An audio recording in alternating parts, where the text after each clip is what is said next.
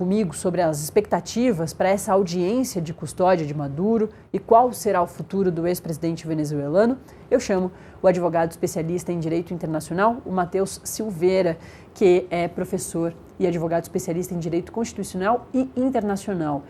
Muito bom dia, feliz ano novo, obrigada por estar aqui com a gente no Acorda Metrópolis, o primeiro do ano. Matheus, essa audiência que o Nicolás Maduro vai passar hoje ainda é bastante distante do julgamento, né? A gente não sabe a data do julgamento ainda. Isso deve sair nessa audiência de hoje ou ela não é para isso nesse primeiro momento? Bom dia, Natália. Prazer estar conversando com vocês do Metrópolis. Bom, vamos tentar fazer alguns comparativos com o direito brasileiro, apesar da dificuldade da gente ter esses comparativos, tendo em vista que são direitos muito, mas realmente muito diferentes.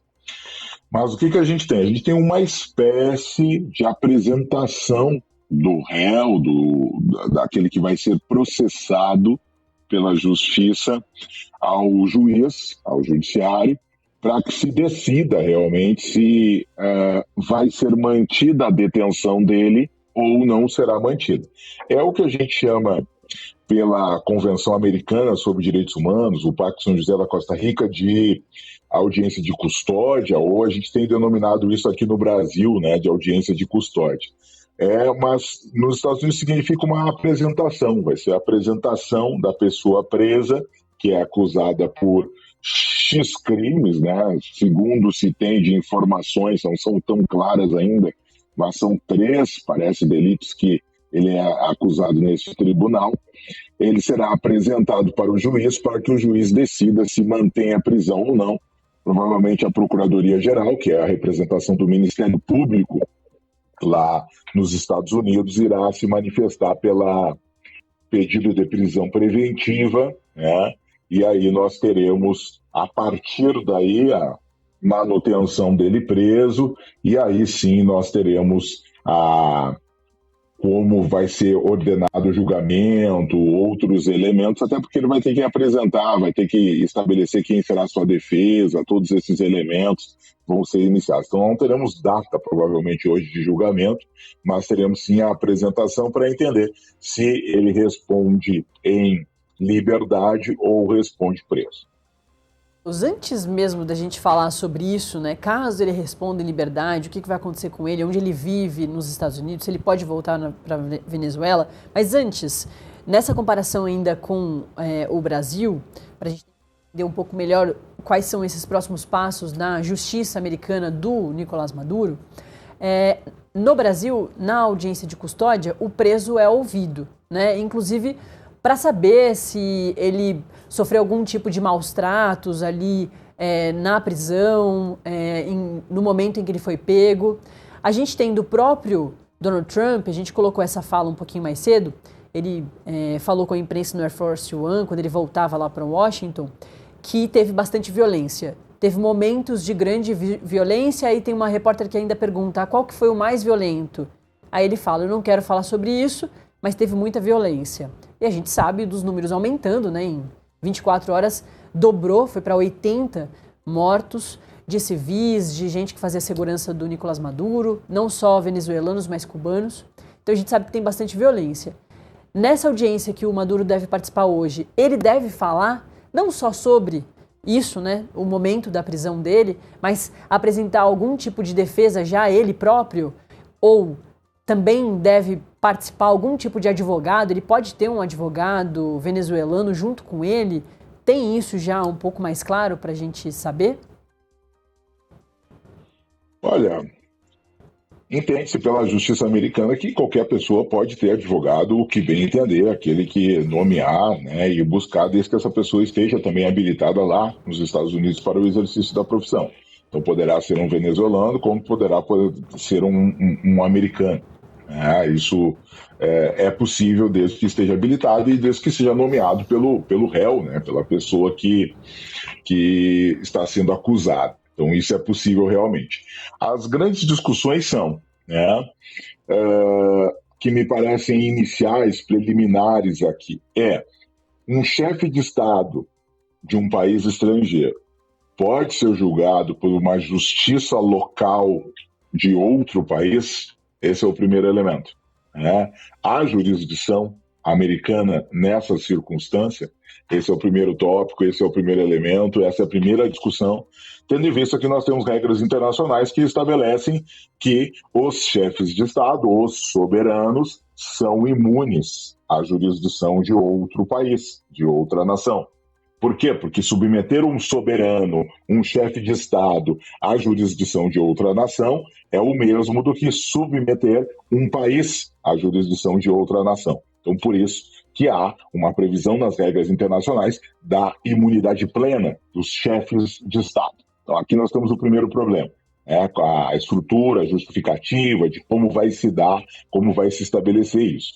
Nós já tivemos um precedente na justiça americana, a respeito disso, um precedente distante, mas foi o caso envolvendo o Panamá, do Manuel Noriega, e aí nós tivemos a captura por uma invasão militar americana no Paraná, a acusação também foi por tráfico de drogas, lavagem de dinheiro, foi alegada a imunidade do chefe de Estado e a justiça americana rejeitou essa imunidade e entendeu ele como prisioneiro de guerra, condenando ele, então, a uma pena grave. Lá, se eu não estou enganado, era 40 anos.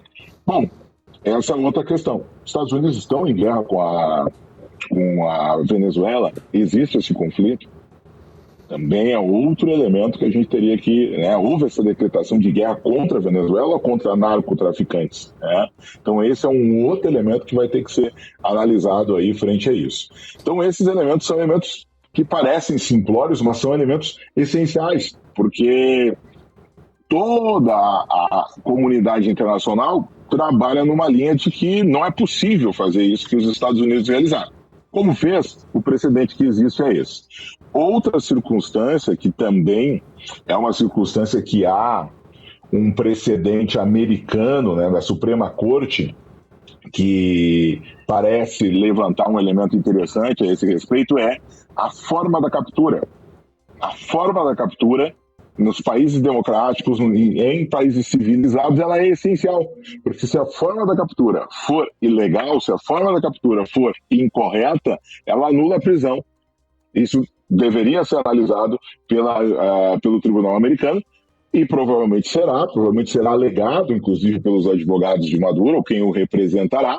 Contudo, existe já uma doutrina na Suprema Corte Americana, se eu não estou enganado, é um caso Frisbee versus Collins, se não estou enganado, que o réu, ou seja, a captura, mesmo que seja uma captura ilegal, incorreta, inadequada, ela não inviabiliza que o réu seja apresentado à justiça e que ele possa ser julgado. Então esse é um outro elemento que provavelmente será discutido também, porque nós temos esse elemento da captura, como foi feita, da forma como foi feita. Então são circunstâncias preliminares que serão analisadas nesse primeiro olhar, porque é isso que se faz. Porque primeiro nós vamos ter que ter a acusação formal, depois da apresentação do preso, a denúncia, todos esses elementos para começar a tramitar.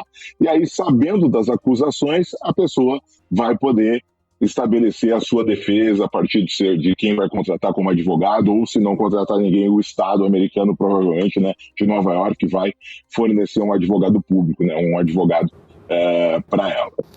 Matheus, a partir dessa sua resposta, então, reforça a importância dos olhos do mundo todo em relação a isso que está acontecendo. Hoje a gente tem a primeira reunião do mundo todo, porque é a reunião da ONU sobre essa prisão e o ataque dos Estados Unidos a 7 pontos ali da Venezuela, que matou, por enquanto, ao que se sabe, 80 pessoas, entre civis e a parte ali da defesa, dos seguranças do Nicolás Maduro.